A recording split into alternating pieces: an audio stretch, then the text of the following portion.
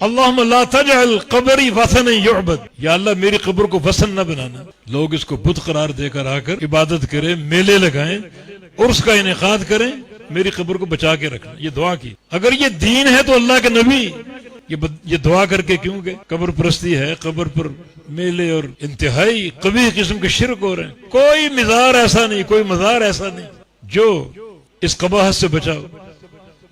کم از کم دیے جلائے جاتے ہیں، کم از کم چادریں چڑھائی جاتی ہیں، اس میں وزراء کوبراء وقت کے حکام اور سب اس میں شریک، اخباروں میں خبریں آتی ہیں، فوٹو تصویریں چھپتی ہیں، اور یہ سارا امر غیرت کے خلاف ہے، اور اس برائی کو کم سے کم سمجھا جاتا ہے۔ حالانکہ یہ ایک امر جس کو حلال کہا جاتا ہے، یہ حرامہ ہے، کئی حرام کاموں کا مجموعہ ہے۔ دیا کیوں جلا رہے، چادر کیوں چڑھا رہے؟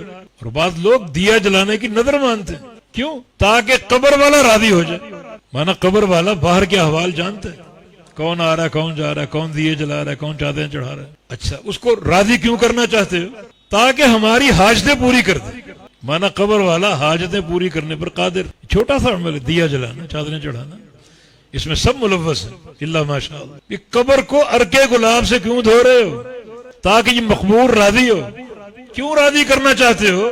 تاکہ ہماری حاجتیں مرادیں پوری کر دے۔ کون سی قبر اس سے بچی ہوئی؟ اللہ کے نبی اپنی قبر کے بارے میں کیا دعا کر رہے ہیں؟ یہ قبر کون سی ہے؟ یہ قبر اشرف القبور ہے۔ یہ قبر کہاں پر ہے؟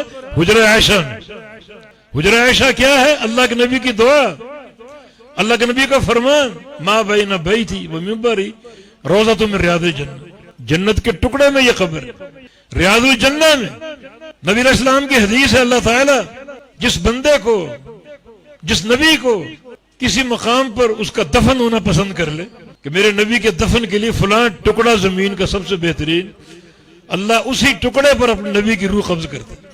یہ ایک بات کی علامت ہے کہ یہ ٹکڑا اللہ کا پسندیدہ، یہاں سے نبی کو ہلایا نہ جائے۔ جس ٹکڑے پر آپ کی قبر، اللہ کا پسندیدہ، اندر ہستی کون ہے؟ امام الانبیاء محمد الرسول اللہ صلی اللہ علیہ وسلم۔ جب یہ قبر میلے اور پرستش کے قابل نہیں، عرس کے قابل نہیں، پھر کون سا مائی کا لال جس کی قبر پر آپ میلے لگائیں، عرس منعقد کریں؟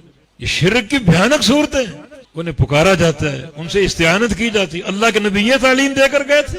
عبداللہ بن عباس سے کیا فرمایا تھا؟ اذا سألت فاسأل اللہ واذا استعنت فاستعن باللہ۔ یہ آپ کی تعلیم۔